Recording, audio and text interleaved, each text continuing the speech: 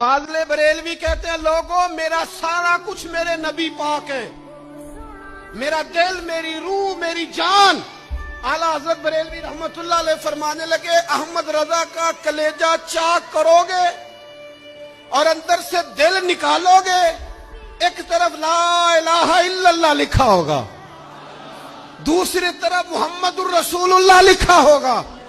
حضور آپ نے زندگی کیسے گزاری؟ تو فاضل بریلوی کہتے ہیں بس انہیں جانا، انہیں مانا، نہ رکھا غیر سے کام۔ للہ الحمد میں دنیا سے مسلمان گیا۔ آج بھی لوگ مدینے بڑا رو رو کے جاتے ہیں، غریبوں کے لیے مشکل ہے، تڑپ کے جاتے ہیں، پریشان، جدائی میں پریشان۔ اور اس زمانے میں جب سفر ہی بڑے لمبے تھے، پیری سفر تھے، فاضل بریلوی تڑپ کے گئے مدینہ منورہ۔